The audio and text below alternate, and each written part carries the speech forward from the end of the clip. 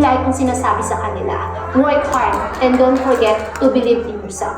Kapag sa zonal ka, ito yung pamilya mo. Ito yung bubuo ng pangarap mo. And I am proud to be a Zonal EVP 2023. Palagi kong sinasabi sa mga baguhan na sumasali, yung self-motivation. Ibig sabihin ng self-motivation, dapat sila mismo, not only me as a recruiter or as a leader, ang magpupush sa kanila para magbenta.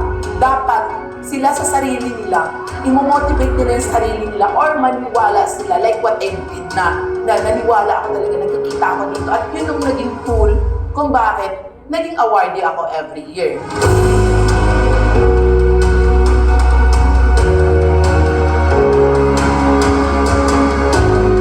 Maraming struggle na pwedeng na-encounter ng isang ahente, pero since mahal ko yung trabaho ko, mahal ko kung ano yung ginagawa ko, nagre-reflect po sa lahat ng achievements na nakakamit ko or na-achieve ko.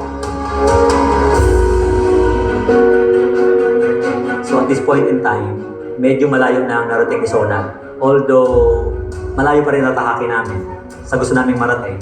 Ang hinihiling ko lang ipagpatuloy nilang ipamuhay yung paid forward policy namin. So whatever you learn from Zonal, you can never repay us back, but you can always pay it forward.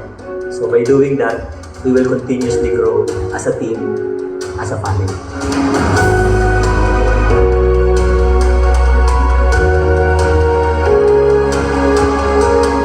You should always have the passion and the heart to meet your goal. It's very critical and very important also to have that teamwork. Every success that you have to thank your team, especially the person who assisted you.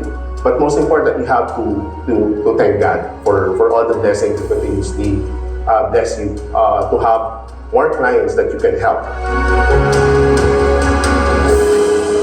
Hi, I'm Marilyn Del Rosario. I'm Alex Del Rosario. At muli po, kasama na naman kami sa awarding na ito. So, pangatlong taon ko na sa pagiging ahente at taon-taon naman ay napapasama kami. So, unang-una nagpapasalamat kami sa Diyos dahil ang naging pundasyon din namin mag-asawa ay talagang pagtutulungan upang maging inspirasyon din sa mga buyer namin. At ganun din, kasipag at tiyaga na talagang kailangan mo ring alagaan yung mga buyers mo para mas marami ka talagang matulungan at maging inspirasyon pa sa kanila.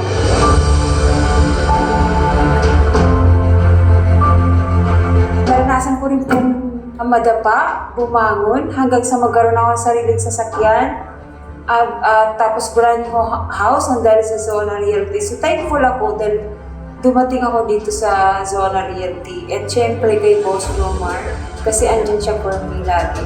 Kasi napakalaking bagay nito maging isang zonal agent ka. Bakit?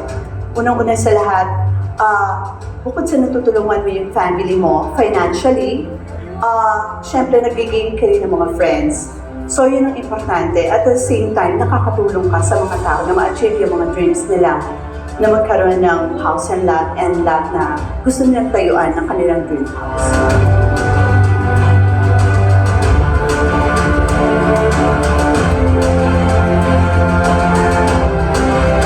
Gagawin mo lang yung best mo. Siyempre sa isang trabaho. Kailangan masaya ka. Kung ano yung dapat mong gawin. Nag-i-enjoy ka sa work mo. Tsaka siyempre, kailangan loyal ka din sa company.